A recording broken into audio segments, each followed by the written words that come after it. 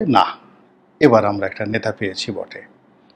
হাজার বছরের শ্রেষ্ঠ বাঙালি বলতে আমরা যাদেরকে বুঝতাম, সেই স্যার আশুতোষ মুখোপাধ্যায়, কিংবা ধরুন শেরে বাংলাকে ফজলুল হক, বঙ্গবন্ধু শেখ মুজিবুর রহমান, আরও অনেকে। তো এই বাঙালিদের সবার যে আন্তর্জাতিকতা, সেই আন্তর্জাতিকতার জায়গাটি ডক্টর মোহাম্মদ ইউনূস অতিক্রম করেছেন। কারণ আমেরিকার প্রেসিডেন্ট জাতিসংঘের অধিবেশন চলাকালে ডক্টর মোহাম্মদ ইউনূসের সঙ্গে বৈঠক করেছেন। এটি কি জেনে তো না কথা? বিল ক্লিন্টন, বয়স্ক মানুষ, তারও বয়স হয়েছে, তিনি অন্য শহরে থাকেন। এই অধিবেশন উপলক্ষে তিনি সেখান থেকে ফ্লাই করে নিউ ইয়র্কে এসেছেন। সেখানে বাংলাদেশে যারা সমন্বয়ক আছেন, এরকম সমন্বয়ক 3 জন সমন্বয়কে ডক্টর মোহাম্মদ ইউনূস নিয়ে গিয়েছেন এবং তাদের সঙ্গে বিল ক্লিন্টন খুনসুটি করেছেন, কথা বলেছেন, হাসাহাসি করেছেন, just like a family get together. এবং অবস্থা দেখে মনে হচ্ছিল যে বিল ক্লিন্টন আর ডক্টর মোহাম্মদ ইউনূস জানি দোস্ত, তারপর বিআই, শালা দুলা ভাই, এরকম আর কি। মানে সম্পর্কটা একেবারেই যাকে বলা হয় পারিবারিক, ব্যক্তিগত এবং খুব মধুর। আর বাইডেনের সঙ্গে তার যে সম্পর্কটা, সেটা হলো পরাণের বন্ধু। দুজনেরই অনেক বয়স, 80 ঊর্ধ্ব বয়স।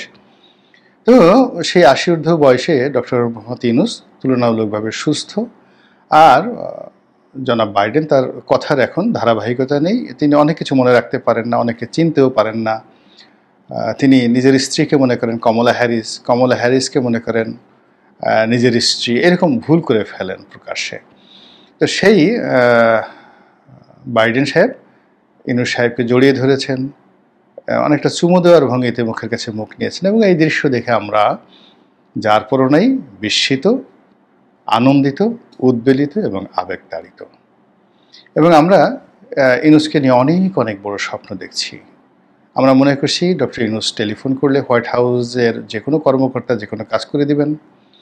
বাংলাদেশের সাথে আমেরিকার যে দ্বিপাক্ষিক ব্যবসায়িক সম্পর্কগুলো রয়েছে, ইউরোপের যে সম্পর্কগুলো রয়েছে, অস্ট্রেলিয়া বা কানাডার যে সম্পর্কগুলো রয়েছে, যেটিকে আমরা নর্থ আমেরিকা বলি, এই পুরো সম্পর্কটি এখন একেবারে দুধে মাখনে ঢলাঢলি করবে, গড়াগড়ি করবে, দুধ এবং মধুর নহর প্রবাহিত হয়ে যাবে। এই স্বপ্নে আমরা বিভোর হয়ে যাচ্ছি।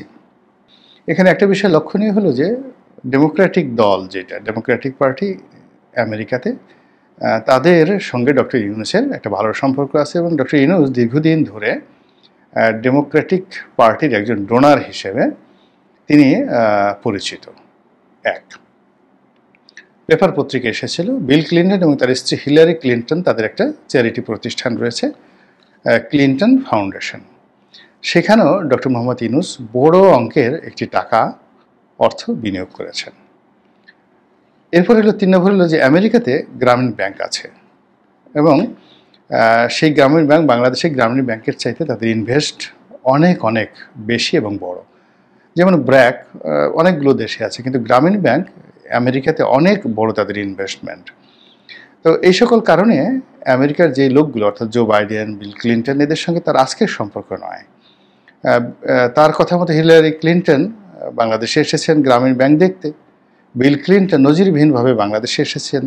তো সেই সম্পর্কটা তার ব্যক্তিগত অনেক আগের থেকে, এবং সেই সম্পর্কটা নতুন করে বন্ধু এক বন্ধুকে দেখেছে। এখানে ডক্টর মোহাম্মদ ইউনূস একটা ভালো পদ পদবি পেয়েছেন, তার উপর সরকার যে জুলুম অত্যাচার করছিল আওয়ামী লীগ জমানাতে, ওটা থেকে সরকারকে নিবৃত্ত করার জন্য বাইডেন সাহেব, হিলারি ক্লিন্টন, বিল ক্লিন্টন কি না করেছে, বারাক ওবামা, শত চেষ্টা করেও তারা শেখ হাসিনাকে টলাতে পারেননি।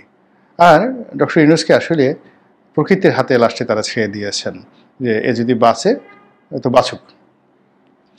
তো সেই ডক্টর ইউনূস প্রকৃতির দয়ায় আজ একটা ভালো অবস্থানে পৌঁছে গেছেন। আর এখানে আর কয়দিন পরে যাকে বলা হয় জো বাইডেনের ক্ষমতা থাকবে না, আর বিল ক্লিন্টনের তো কোনো ক্ষমতা নেই।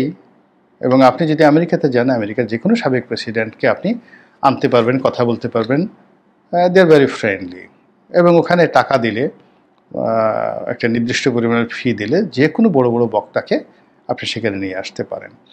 এই সহজ সরল বিষয়গুলোকে আমরা অতিমাত্রায় অতি অমানবিক, অতি মানবীয় এবং যাকে বলা